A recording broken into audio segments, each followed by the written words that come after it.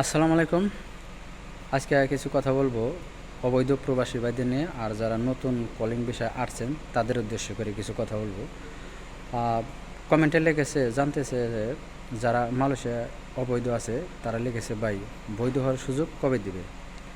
আর নতুন কলিং বিষয়ে যারা আসছে তারা লিখছে ভাই আমরা আসার পরে বসে রয়েছি, এখনও কাজ দেয় নাই, তাহলে আমরা কি কাজ পাবো কি না, দিব কি না, এই সম্পর্কে কিছু কথা বলবো। অনুরোধ রইল ভিডিওটা ধৈর্য সহকারে দেখার। যাই হোক, অবৈধ যারা আছেন সবাই, এখন মালয়েশিয়া যারা আছেন সবাই জানেন সাধারণ ক্ষমার ঘোষণা দিয়ে মালয়েশিয়া সরকার অবৈধদের দেশে যাওয়ার সুযোগ দিয়েছে। এখনও এই সুযোগ শেষ হয়নি। ডিসেম্বরের 31 তারিখ পর্যন্ত মেয়াদ আছে অবৈধদের দেশে যাওয়ার। এখন আর বর্তমান হইল মালয়েশিয়া কাজের খুবই সংকট, লোক কর্মী বেশি, কাজ কম। এই জন্যেই কোনো কিছু বলা যাচ্ছে না সঠিকভাবে। আর অনেকেই দেখা যাবে লাগছে, অনেকেই বলবার লাগছে ভাই আমারে বলছে পাসপোর্ট বা টাকা পয়সা দিবার লেগে ভিসা লাগিয়ে দিব RTK 3.0-তে।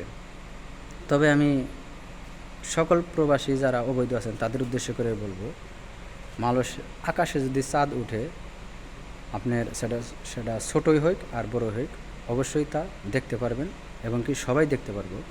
যদি মালয়েশিয়ার অবৈধদের বৈধ হওয়ার ঘোষণা দেয় মালয়েশিয়ার সরকার RTK 3.0-তে, অবশ্যই সবাই জানতে পারবেন। সব চ্যানেলে আপনারা শুনতে পারবেন, মালয়েশিয়া চ্যানেল কন, বাংলাদেশ চ্যানেল কন, এরপরে ইউটিউবে কন, সবাই আপনারা শুনতে পারবেন বা জানতে পারবেন। তবে এই মুহূর্তে আপনারা যারা টাকা পয়সা দিবেন পাসপোর্টে ভিসা লাগানোর জন্য, এগুলা জাল ভিসা হইব, এক নম্বরে কোনো ভিসা হইব না। ভিসা আপনারা লাগিয়ে দিতে পারবো, আপনি ভিসাও পাইবেন, আপনিও ধরতে পারবেন। তবে একমাত্র কম্পিউটারে চেক দিলে পারে আপনি ধরতে পারবেন। তবে সাবধান, আপনারা কেউ এখন ভিসা লাগানোর চেষ্টা করবে না, কারণ এখনও অবৈধদের বৈধ হওয়ার সুযোগ মালয়েশিয়া সরকার দেয় নাই। তবে অনুরোধ রইল আপনারা কেউ কোনো দালালের খপ্পরে পড়ে টাকা পয়সা দিয়া ধরা খাইবেন না বা প্রতারণার শিকার হইবেন না। সবাই অনুরোধ রইল প্রতারকের হাত থেকে দূরে থাকবেন। এরপরে হইল যারা নতুন মালয়েশিয়ায় আসছেন কলিং বিষয়ে, তারা লিখেছে ভাই আমরা আসছি, মেডিকেল করেছে বা মেডিকেলের রিপোর্ট বেরিয়েছে, এখন আমাদের কাজ দেয় নাই। বা অনেকে বলবার আছে ভাই বই হাতে দিয়ে দেবো, আমরা বাইরে কাজ করবার যাওয়ার জন্য বলছে। যাই হোক ভাই, কাজ যারা পান নাই বা বসে রয়েছেন সবার উদ্দেশ্য করে বলবো ভাই ইনশাল্লাহ কাজ মালয়েশিয়া পাওয়া যাবে। আপনারা একটু ধৈর্য সহকারে থাকেন, ধৈর্য ধরেন, কেউ তাড়াহুড়া করবেন না। বা দেখা গেছে পাসপোর্ট ফালিয়ে থুয়া আপনারা কোম্পানির থেকে বাইকে যাবেন না, নাহলে বিশাল সমস্যা হবে। কারণ বর্তমান অপারেশন খুবই কড়া চলবা লাগছে।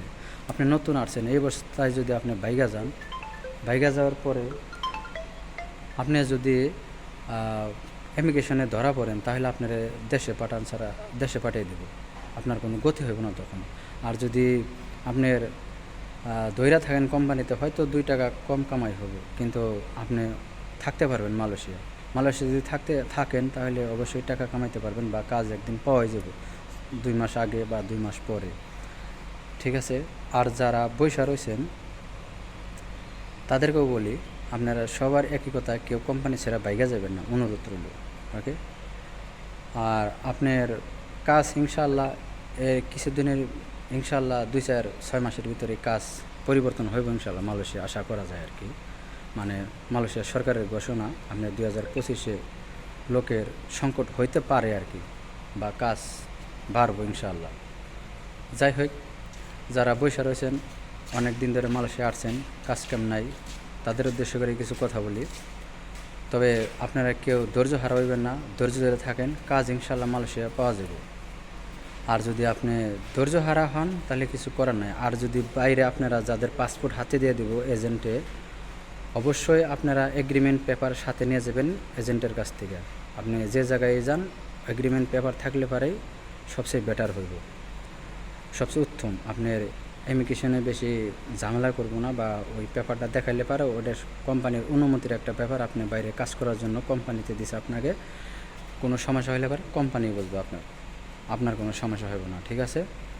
যাই হোক, যদি এগ্রিমেন্ট পেপার ছাড়া আপনারা বাইরে যে কাজ করেন বা পুলিশে ধরলে পারে, আপনি হয়তো কাজটাও করতে পারে বা ঝামেলা করতে পারবে, তুই নিজের ইচ্ছায় চাস, তখন আপনার এজেন্টেও বলতে পারে বলে আমি জানি না এই লোক আমার কাছ থেকে চলে গেছে, আমার বলে নাই, মানে এই ধরনের কথা বলতেও পারে, সেও নয় আর কি। তবে যাই হোক, এই জন্যই আপনারা এগ্রিমেন্ট পেপার সাথে নিয়ে যাবেন।